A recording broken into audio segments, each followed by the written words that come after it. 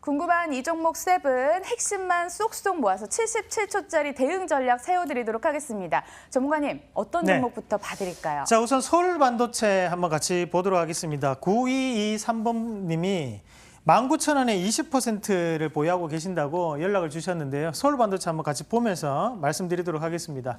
뭐 아시다시피 서울반도체 같은 경우에 현재 업황의 변화 그리고 뭐 기저 효과가 나타나면서 저번보다는 실적이 좋아지겠지라는 부분이 지금의 주가를 올렸다라고 보시는 게 맞는데, 자, 문제는 뭐냐면 평상시 시장의 분위기로 봤을 때는 올라갈 수 있는 부분이지만 지금 시청자님이 일단은 수익이 나셨어요.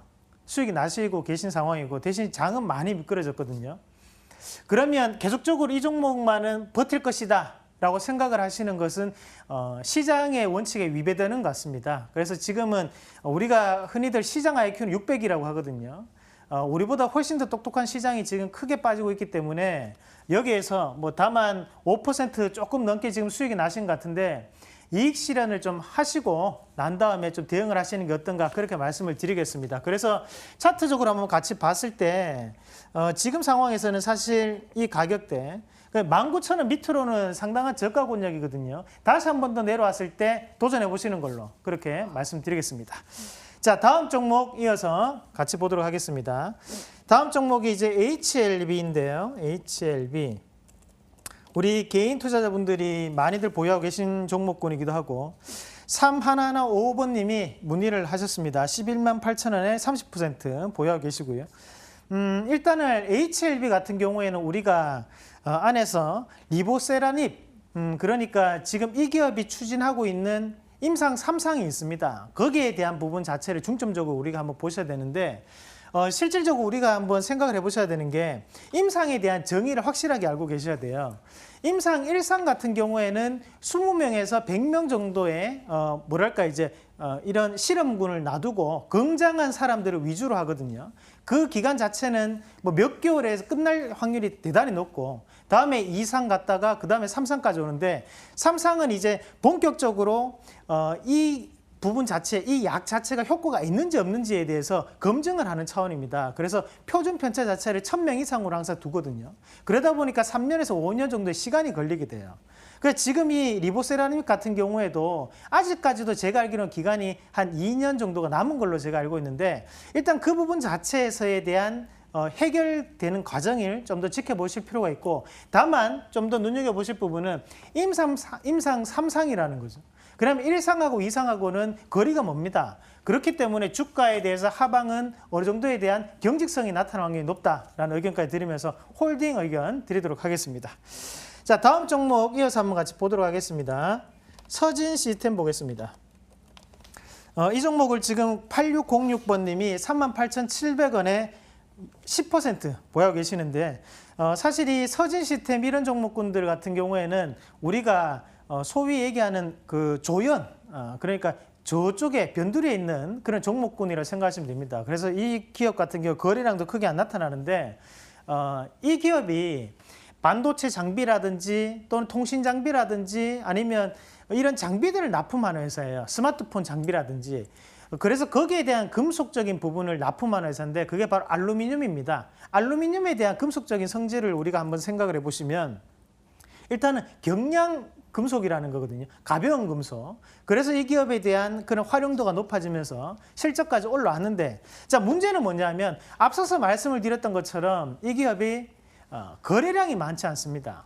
그러니까 내부자에 대한 거래가 많다는 거거든요. 그러면 이렇게 급락 상황이 나타났을 때 다른 여타의 기업들보다도 많이 빠질 수밖에 없어요. 그 부분 자체를 이해를 하셔야 될 것 같고 다만 단기간에 보시면 실적이 많이 올라왔었는데 단기간에 많이 빠졌거든요. 그럼 지금 자리에서는 10%니까 조금 더 한번 보유를 해보시는 전략으로 말씀드리도록 하겠습니다. 수익이 난 분들도 시장 상황이 워낙 어둡다 보니까 일부 수익 실현하라 이렇게 보수적으로 말씀을 해주십니다. 우리 시청자 여러분들도 꼭꼭 항상 경계감 늦추지 마시고요. 문자 게시판도 함께 보도록 하겠습니다.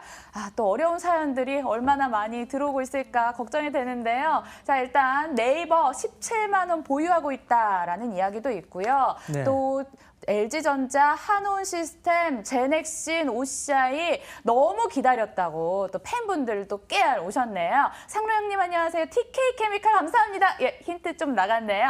그리고 이상로 전문가님 한세 예스24홀딩스 어제 이어서 또 의견 주셨습니다. 비중도 상당하십니다. AJ 렌터카도 보이고 이상로 전문가님 사랑입니다. 아, 휴재 들어왔습니다. 어니 쇼크 치고 너무 빠지지 않나요? 28만 원. 예, 휴재까지 이렇게 돌아왔습니다. 아, 그리고 호텔신라랑 제이준 코스메틱까지 있는 거 참고를 해주시길 바랄게요.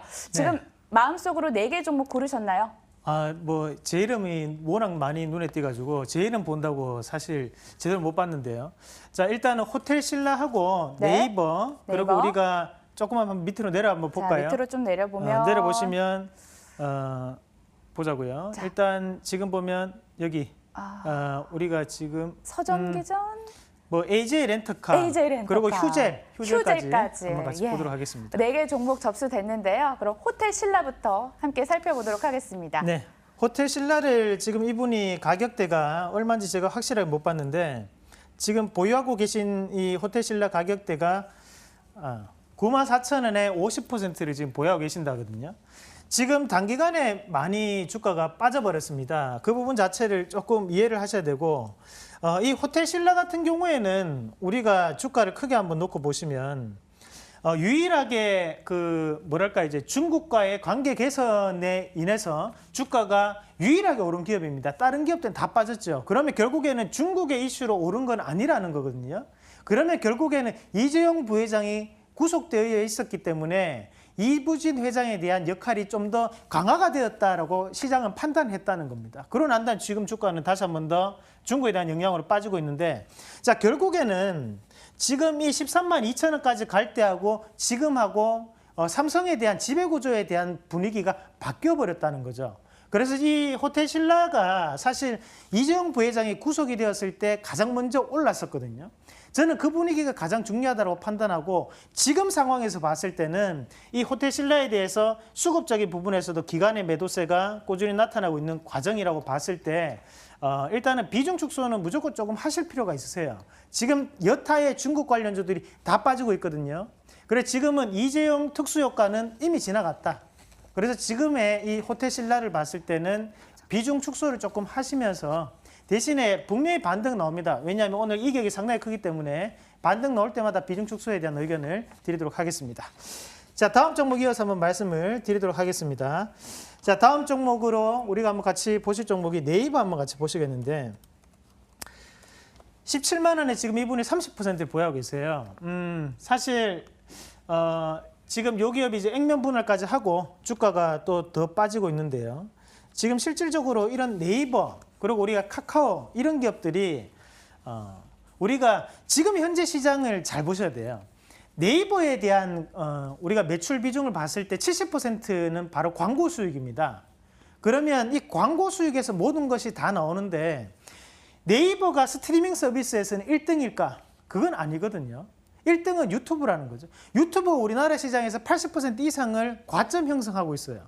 그 나머지가 네이버하고 다음이 나눠서 가지고 있다는 구조라는 거죠. 그러면 대부분이 집행이 되던 광고비가 지금은 유튜브로 많이 넘어갔다고 본다면 지금 현재 이 네이버의 하락세는 우리가 어쩔 수 없는 하락세다. 그렇게 보셔야 되고 대신에 17만 원에 사셨는데 지금 11만 원까지 빠졌습니다.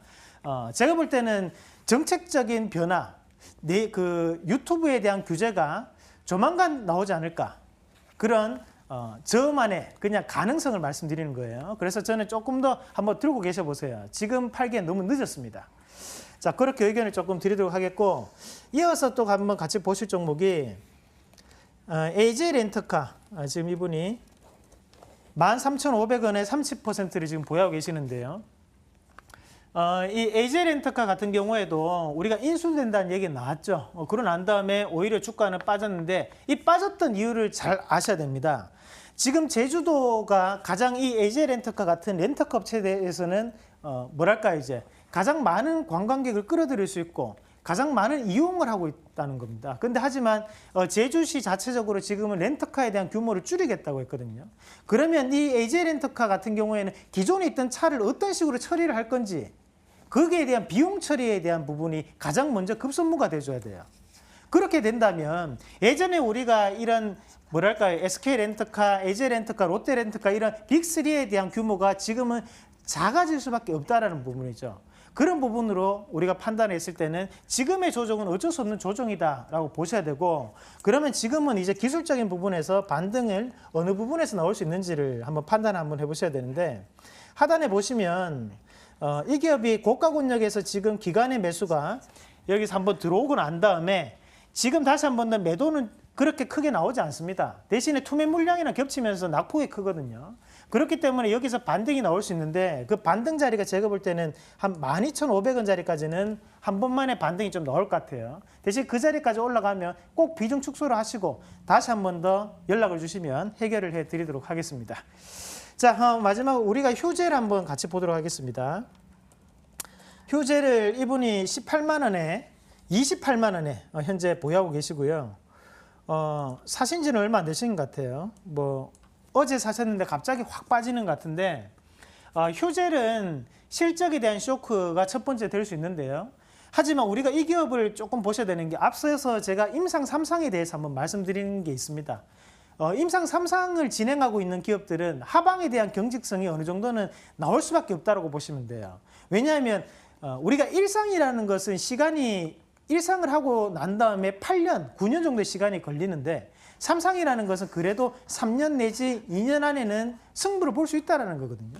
그렇기 때문에 주가적인 부분에서도 투자 심리가 그만큼 깨지지는 않는다고 보셔야 돼요. 그러면 오늘 자체에서 지금 급락이 나타나면서 22만 7천 원까지 내려왔는데, 지금부터는 시장의 영향도 좀 있다고 보셔야 됩니다. 그럼 여기에서 기술적인 부분에서 수급이 한번 기술적인 반등이 나올 수 있는 구간을 차트로 한번 찾아보시면, 자, 월봉 한번 같이 보겠습니다.